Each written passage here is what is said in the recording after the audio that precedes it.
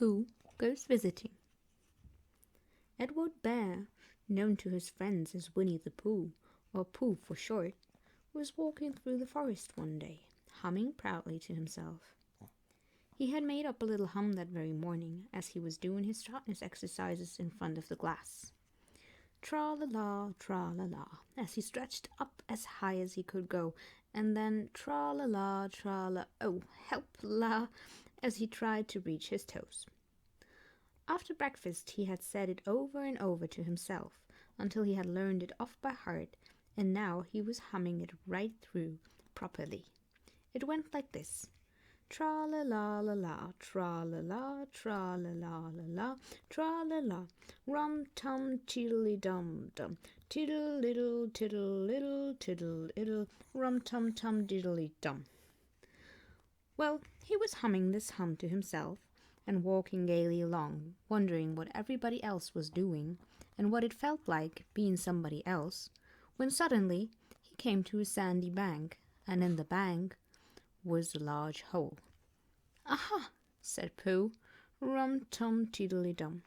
"If I know anything about anything, that hole means rabbit," he said, "and rabbit means company," he said, "and company means food, and listening to me humming, and such like. Rum-tum-tum-tiddly-dum." So he bent down, put his head into his hole. So he bent down, put his head into the hole, and called out, "Is anybody at home?" There was a sudden scruffing noise from inside the hole, and then silence. "What I said was, 'Is anybody at home?'" called out Pooh very loudly. "No," said a voice, and then added, "You didn't shout so loud. I heard you quite well the first time." "Bother," said Pooh. "Isn't there anybody here at all?" "Nobody." Winnie the Pooh took his head out of the hole and thought for a little, and he thought to himself, "There must be somebody there, because somebody must have said nobody." So he put his head back into the hole and said, "Hello, Rabbit, isn't that you?" "No," said Rabbit in a different sort of voice. "But isn't that Rabbit's voice?"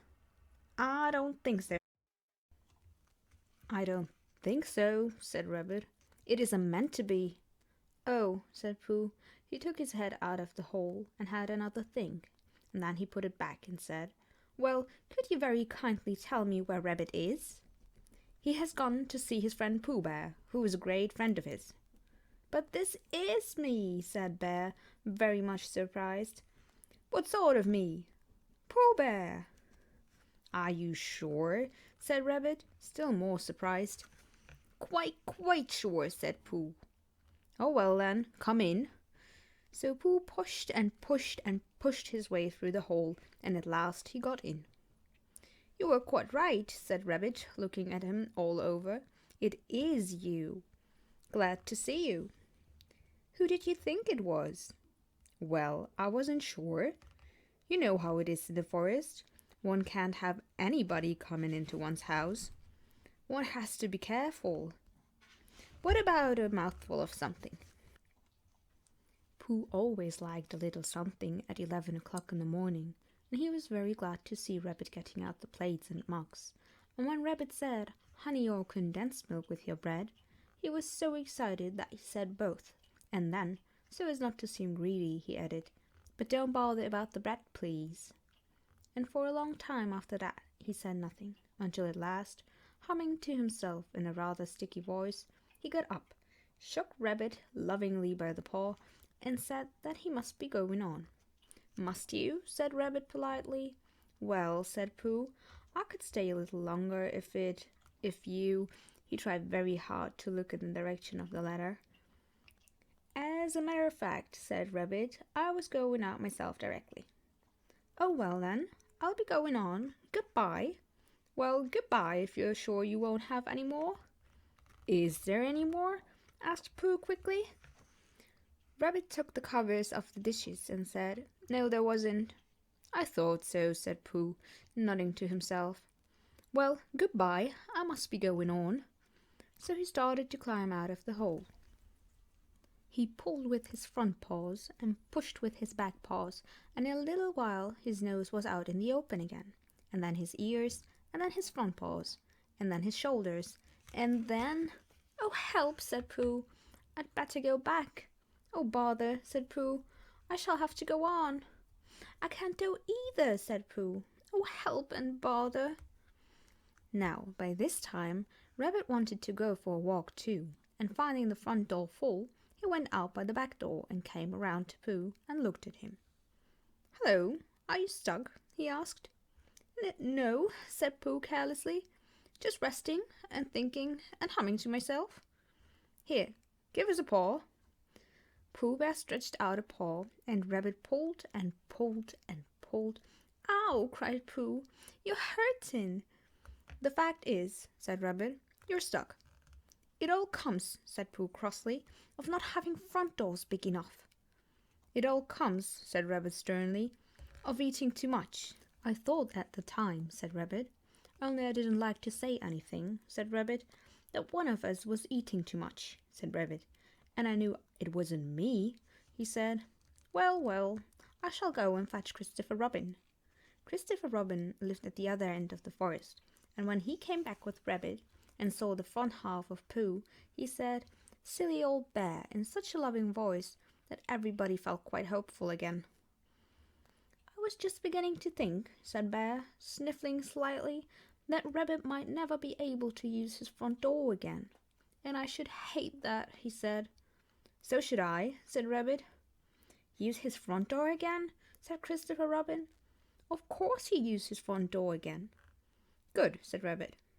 "If we can't pull you out, Pooh, we might push you back." Rabbit scratched his whiskers proudly and pointed out that when once Pooh was pushed back, he was back, and of course nobody was more glad to see Pooh than he was. Still, there it was. Some lived in trees and some lived underground, and— "You mean I'd never get out?" said Pooh. "I mean," said Rabbit, "that having got so far, it seems a pity to waste it." Christopher Robin nodded. "Then there's only one thing to be done," he said. "We shall have to wait for you to get thin again." "How long does getting thin take?" asked Pooh anxiously. "About a week, I should think." "But I can't stay here for a week." "You can stay here all right, silly old bear. It's getting you out which is difficult." "We'll read to you," said Rabbit cheerfully. "And I hope it won't snow," he added. "And I say, old fella, you're taking up a good deal of room in my house. Do you mind if I use your back legs as a towel horse? Because, I mean, there they are, doing nothing, and it would be very convenient just to hang the towels on them."